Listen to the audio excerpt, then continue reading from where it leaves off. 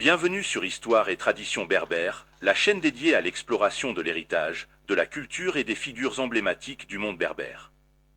Aujourd'hui, nous allons plonger ensemble dans un nouveau chapitre passionnant de notre histoire.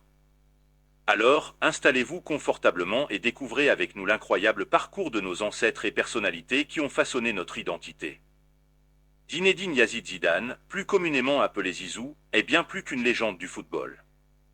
Né le 23 juin 1972 à Marseille, il est le fils d'immigrés algériens de la petite Kabylie.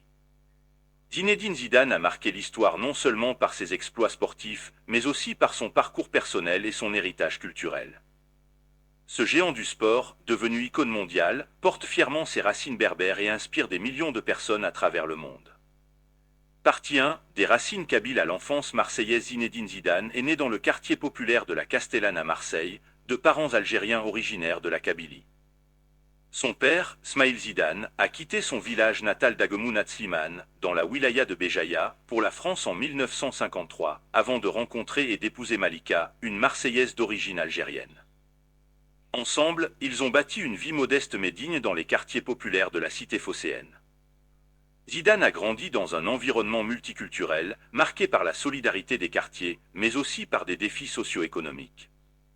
Très jeune, il découvre le football dans les rues de la Castellane, une passion qui le détourne des difficultés du quotidien et lui ouvre les portes d'un avenir exceptionnel. Partie 2, le début d'une carrière brillante à 9 ans, Zidane rejoint son premier club, l'AS Foresta, avant de signer à l'US Saint-Henri, puis au SO Septem-les-Vallons. Remarqué pour ses qualités techniques exceptionnelles et sa vision du jeu, il est recruté par l'AS Cannes à l'âge de 15 ans. À partir de ce moment, Zidane quitte sa famille pour vivre à Cannes, marquant ainsi le début d'une carrière professionnelle prometteuse. À 17 ans, il fait ses débuts en Ligue 1 et inscrit son premier but en 1991 contre le FC Nantes. Son ascension rapide attire l'attention des Girondins de Bordeaux, qu'il rejoint en 1992. Avec les Girondins, il révèle tout son potentiel en devenant l'un des meilleurs milieux de terrain du championnat français. Partie 3, la consécration internationale avec la Juventus et le Real Madrid en 1996, Zidane rejoint la Juventus de Turin, où il devient rapidement l'un des joueurs les plus respectés d'Italie.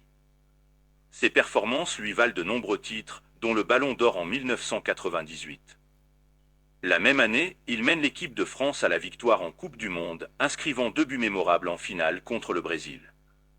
En 2001, il rejoint le Real Madrid pour un transfert record. Au sein de l'équipe madrilène, Zidane continue de briller, remportant la Ligue des Champions en 2002 avec une sublime reprise de volée qui reste l'un des plus beaux buts de l'histoire de la compétition. Partie 4, l'héritage et la fierté berbère. Bien qu'ayant passé la majorité de sa carrière sous les couleurs françaises, Zidane n'a jamais oublié ses racines. Originaire de la Kabylie, il a toujours mis en avant sa double culture, française et algérienne. En 1998, des rumeurs malveillantes ont tenté de ternir son image en le qualifiant de « harki », mais Zidane a rapidement répondu, affirmant fièrement ses origines et sa dignité familiale.